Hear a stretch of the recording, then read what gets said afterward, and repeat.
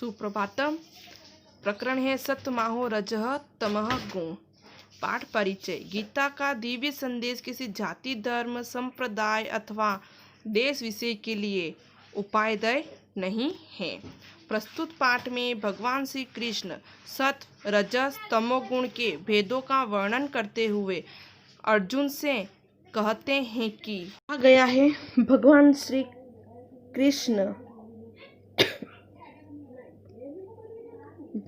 कृष्ण कहते हैं, त्रिविधा भवति श्रद्धा देहिनां सा स्वभावजा सात्विकी राजसी चेव तामसी च एति ताम शृणु। कृष्ण भगवान अर्जुन से कह रहे हैं कि हे अर्जुन, देही नाम मनुष्यों की स्वभाव से उत्पन्न हुई श्रद्धा से सात्विक की सत्व गुण प्रधान, राजसी रज गुण प्रधान, तामसी तम गुण प्रधान। शृणु सुनो। क्या कहते हैं कि हे अर्जुन, मनुष्यों की, देही नाम यानी मनुष्य है ना, तो मनुष्यों की स्वभाव से उत्पन्न हुई श्रद्धा सत्व गुण प्रधान, रजगुण प्रधान और तमोगुण प्रधान, ऐसे तीन तरह की त्रिविधा यानी तीन तरह की होती है। अब विद्यार्थियों, आपको इसके अंदर पद्यांश में से कुछ प्रश्न पूछे जाए, पद्यांश में से अवबोधन कार्य के कुछ प्रश्न पूछे जाएंगे। तो इस जैसे ये पद्यांश आया है, तो इस पद्यांश में आपको प्रश्न पूछा जाएगा कि स्वभावजा श्रद्धा कतिधा भवति, स्वभाव से उत्पन्न श्रद्धा कितने प्रकार की होती है। तो क्या लिखना है, स्वभावजा श्रद्धा त्रिविधा भवति, स्वभाव से उत्पन्न होने वाली श्रद्धा तीन प्रकार की होती है। फिर अगला प्रश्न पूछेंगे, तमसः जाता श्रद्धा का कथ्यते, तम से पैदा होने वाली श्रद्धा क्या कहलाती है। तो तम से पैदा होने वाली श्रद्धा तामसी कहलाती है। तो क्या लिखेंगे उत्तर, तमसः जाता श्रद्धा तामसी कथ्यते। फिर अगला प्रश्न पूछेंगे, का श्रद्धा त्रिविधा उक्ता, कैसी श्रद्धा तीन प्रकार की बताई गई है। तो क्या है, स्वभावजा श्रद्धा त्रिविधा उक्ता, स्वभाव से उत्पन्न श्रद्धा तीन प्रकार की कही गई है। इस प्रकार से आपको प्रश्न पूछा जाएगा। अगले श्लोक में भगवान अर्जुन से कह रहे हैं, सत्व अनुरूपा सर्वस्व श्रद्धा भवति भारत, श्रद्धा म अयम पुरुषो यो यद छंद स एव सह। भारत का अर्थ होता है अर्जुन के लिए संबोधित किया गया है। सर्वस्य सभी, मनुष्याणाम सभी मनुष्यों की, श्रद्धा सत्व अनुरूपा अंतकरण के अनुरूप होती है, श्रद्धामय होती है। यद छंद जैसे श्रद्धा वाला होता है। क्या कह रहे हैं भगवान की, हे अर्जुन, सभी मनुष्यों की श्रद्धा अंतकरण के अनुरूप होती है। यह मनुष्य श्रद्धा युक्त है, इसलिए जो जैसी श्रद्धा वाला होता है वही उसका स्वरूप अर्थात उसकी स्थिति होती है। अब आपको अगले श्लोक, जैसे श्लोक बताया है, तो आपको इसके अंदर अन्वय पूछा जाएगा, यानी कि एक प्रश्न अन्वय का बनेगा कि पद्यांश में से के अधोलिखित पद्यांश या श्लोका नाम अन्वय लिखत, या किसी पद्यांश का या इस श्लोक का अन्वय लिखिए। तो आपको क्या करना है, अन्वय इस प्रकार से लिखना है। अन्वय लिखिए। क्या लिखेंगे अन्वय कि भारत सर्वस्य सत्व अनुरूपा भवति, अयम पुरुषोः श्रद्धामयः यः यच्छ्र सः एव सः। इस प्रकार से ये अन्वय आपको लिखना है। इस अन्वय का अर्थ यही होता है कि हे अर्जुन, सभी मनुष्य की श्रद्धा अंतःकरण के अनुरूप होती है। यह मनुष्य श्रद्धा युक्त है, इसलिए जो जैसी श्रद्धा वाला होता है वही उसका स्वरूप अर्थात उसकी स्थिति होती है। अगले श्लोक में बताया गया है, यजन्ते सात्विका देव अन्य रक्षम सांसी राजसाः प्रेतानाम भूतगणाचन्ये जयन्ते तामसा जनाः। क्या कहा है कि हे अर्जुन, देवी संपदा से युक्त सत्व गुण प्रधान देवताओं का पूजन करते हैं। रजोगुण प्रधान लोग यक्षों राक्षसों को और दूसरे तमोगुण प्रधान तामसी लोग भूत प्रेतों को पूजते हैं। सात्विका का अर्थ होता है देवताओं को। यजन्ते पूजा करते हैं। राजसा रजोगुण प्रधान लोग। यक्ष रंशांसी यक्ष और राक्षसों को। तामसा तमोगुण प्रधान जनाह लोग। प्रेतान मरे हुए को। भूतगणाच भूत योनियों को प्राप्त हुए को। तो क्या कह रहे हैं कि हे अर्जुन, देवी संपदा से युक्त सत्वगुण सात्विका यानी सत्वगुण प्रधान लोग देवताओं का पूजन करते हैं। रजोगुण प्रधान लोग यक्ष और राक्षसों का पूजन करते हैं और तमोगुण प्रधान लोग भूत प्रेतों को पूजते हैं। अगला, अक्षशास्त्र विहितम घोरम तप्यन्ते ये तपो जनाः दम अहंकार संयुक्ताः कामराग बलान्विताः।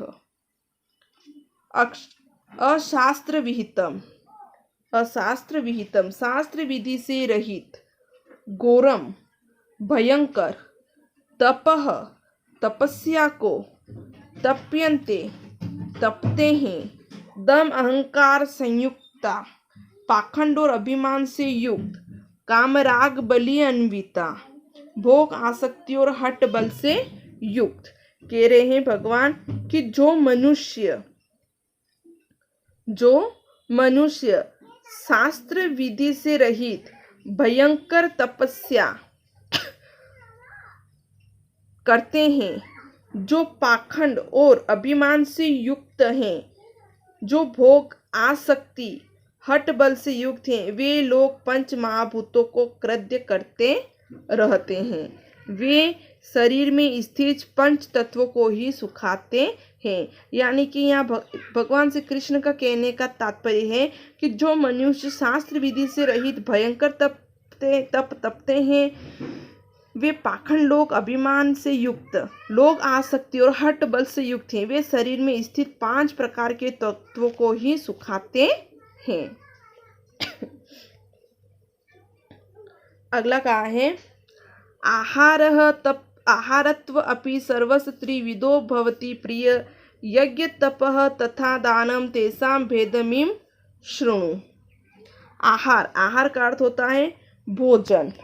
अपि भी, सर्वस्य सभी का, त्रिविधः 3 प्रकार का सात्विक, दानम दान करना, अपि त्रिविध भवति 3 प्रकार का होता है, तेसाम अनेक, शृणु सुनो।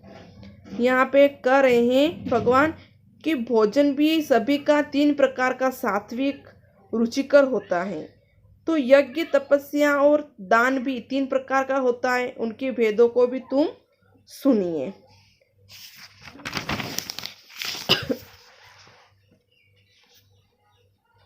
अगले श्लोक में, आयुः सत्व बल रोग्य सुख प्रीति विवर्धनाः रस्याः स्किन्धा स्थिरा हृदय आहार सात्विक प्रियाः। आयु उम्र, सत्गुण, बलम बल, आरोग्य शारीरिक सुख और मानसिक शांति, प्रीति स्नेह और प्रसन्नता, त्रिवर्धन, बढ़ाने वाला, स्थिर, सुपाच्य, रिद्ध, स्वादिष्ट और रुचिकर, रस्या, रसयुक्त, स्किंद, घी आदि चिकने पदार्थों से आहार, भोजन करने का पदार्थ, सात्विक प्रिया,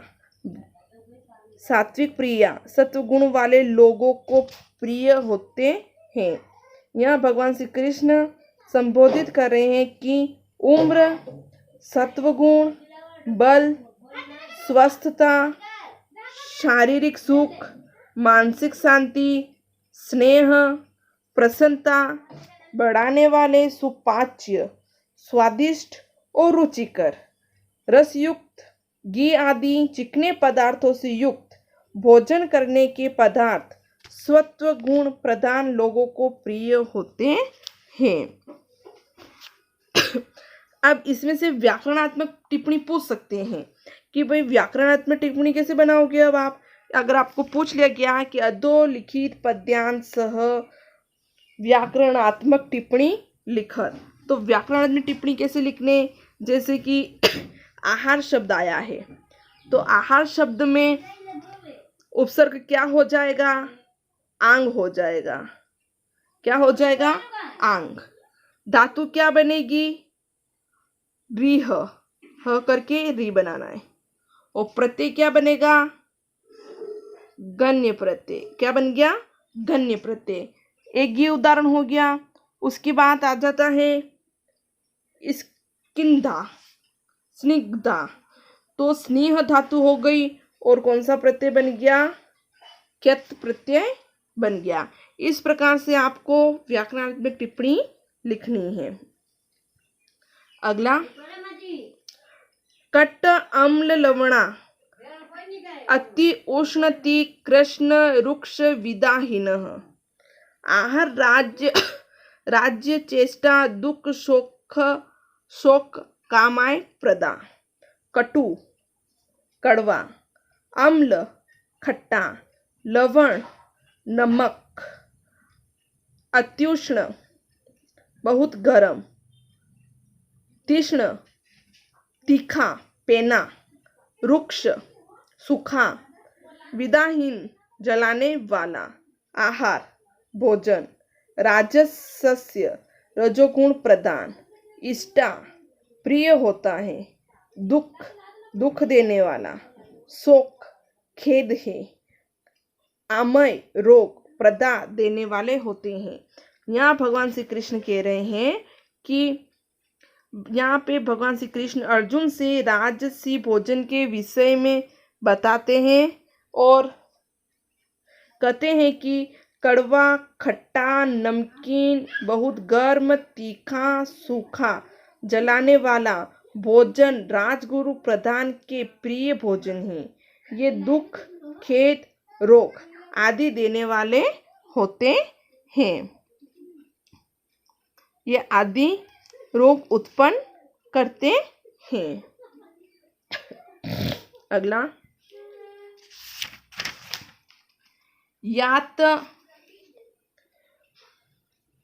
यातयाम गतरसम पूति पर्युषितम च यत् उशिष्टमपि च अध्यम भोजनम तामस प्रियम।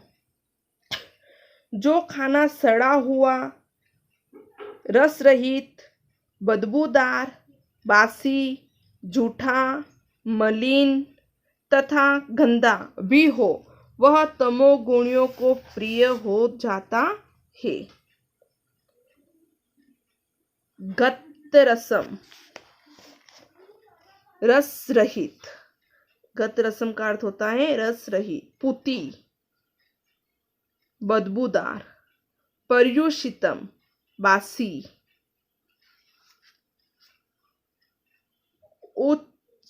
उच्छिष्ट, झूठा। अमेध्य, मलिन, गंदा। तामस प्रिय, तमोगुणी को प्रिय। क्या कहा है कि जो खाना सड़ा हुआ, रस रहित, बदबूदार, बासी और झूठा तथा मलिन या गंदा भी हो तो वह तमोगुणियों को प्रिय हो जाता है।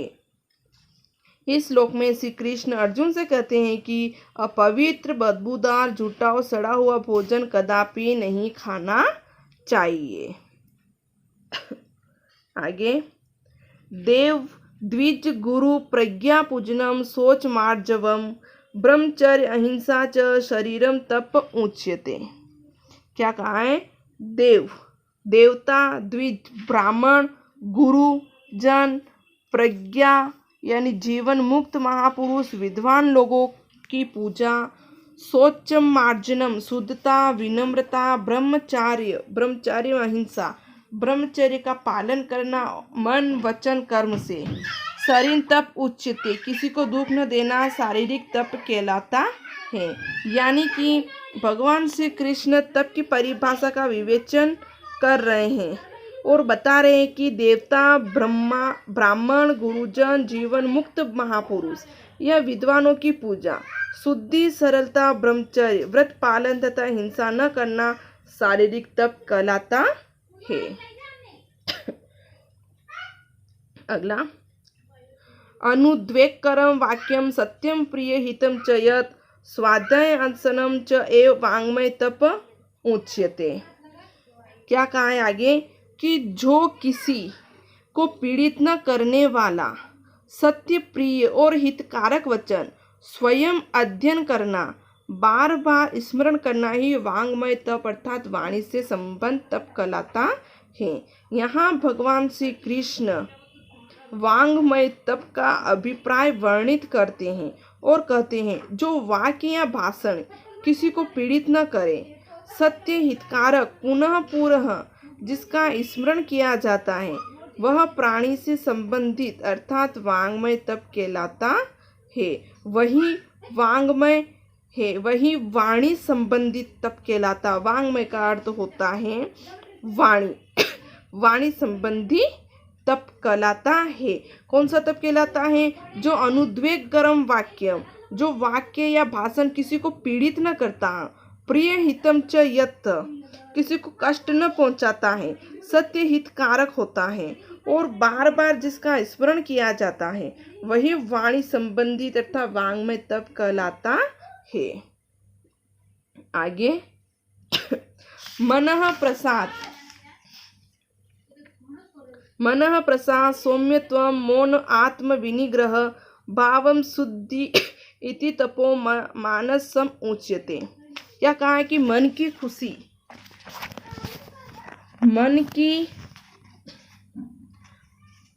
खुशी प्रसाद यानी खुशी, मनः सौम्यत्वम मृदता, मौनम मनशीलता, आत्म विग्रह मन को काबू में करना, भाव शुद्धि, भावों की अच्छी तरह शुद्धि, उच्यते कहा गया है कि मन की खुशी, मृदुता, मन शीतलता, मन पर काबू, भावों की अच्छी तरह शुद्धि, इस प्रकार यह मानस अर्थात मन से संबंधित तप कहलाते हैं।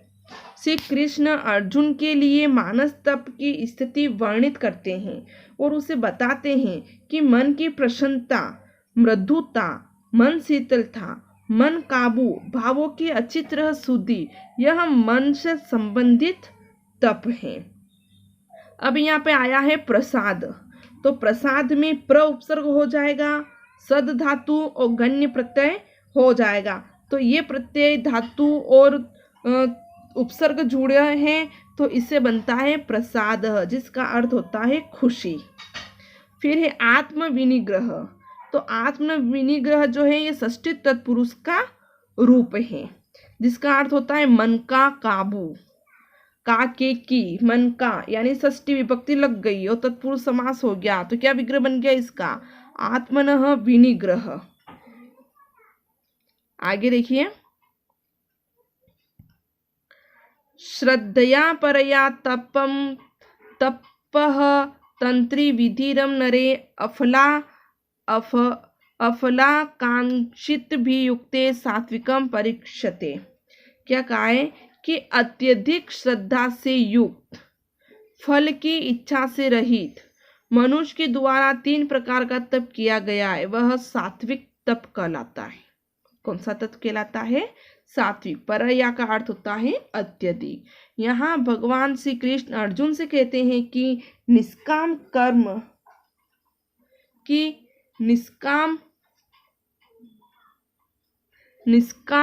श्रद्धावान लोगों द्वारा जो 3 प्रकार का तप किया जाता है वह सात्विक तप कहलाता है, क्योंकि परम आस्था से युक्त परिणाम की इच्छा से रहित मनुष्य द्वारा 3 प्रकार की जो तपस्या संपन्न की जाती है वह सात्विक सत्वगुण प्रधान कहलाती है। आगे सत्कार मान पूजा तपो दम्भेन चैव यत् क्रियते दहित प्रोक्तम राजसम चलम ध्रुवम। आगे कहते हैं कि जो तप आदर सम्मान और पूजा के लिए दिखाने मात्र के लिए ही किया जाता है वह इस संसार में अनिश्चित और नाशवान फल प्रदान करने वाला होता है। वह राजस अर्थात रजोगुण प्रधान तप कहलाता है। आगे कहते हैं कि मूढ़ ग्राहेणात्मन यत् पीडया क्रियते तप परस्य उत्साहनार्थवा तताम सद उद्ग्राहरितम। कह रहे कि जो तप मूढ़ता पूर्वक हट से अपने को पीड़ा देकर कष्ट से अथवा दूसरों को परस्य यानी दूसरों को कष्ट देने के लिए किया जाता है वह तप तामस कहलाता है। अगला दातव्यम इति यद्य अनम दीयते अनुकरिणो देशे काले च पात्रे च तद्दानम सात्विकम स्मृतम। आगे भगवान श्री कृष्ण सात्विक दान के विषय में कह रहे हैं कि दान देना चाहिए इस कर्तव्य भाव से उचित स्थान समय और पात्र पाकर या मिलने पर प्रति उपकार की भावना से रहित होकर निष्काम भाव से जो दान दिया जाता है वह सात्विक अर्थात सत्गुण प्रदान दान कहलाता है, क्योंकि दान देना ही उचित स्थान है। इस भाव के साथ जो दान उचित स्थान उचित समय और उचित पात्र के लिए प्रत्युपकार की अपेक्षा न करते हुए दिया जाए वह सत्गुण प्रधान दान कहलाता है। आगे अंतिम श्लोक में कहा गया है यत् प्रत्युपकारार्थ फलम दिश्यवा पुनः दीयते च परिकृष्टम तद्दानम राजस स्मृतम। कहते हैं कि भगवान श्री कृष्ण यहाँ पर निष्काम भाव से दान देना चाहिए, बदले की अपेक्षा नहीं करनी चाहिए और कह रहे हैं कि जो दान क्लेश पूर्वक और उपकार के बदले उपकार चाहते हुए अथवा फल प्राप्ति का लक्ष्य विचार कर दिया जाता है वह राजस अथवा रजोगुण प्रधान दान कहलाता है। इस प्रकार से जो आज का ये टॉपिक था वह समाप्त हुआ। धन्यवाद।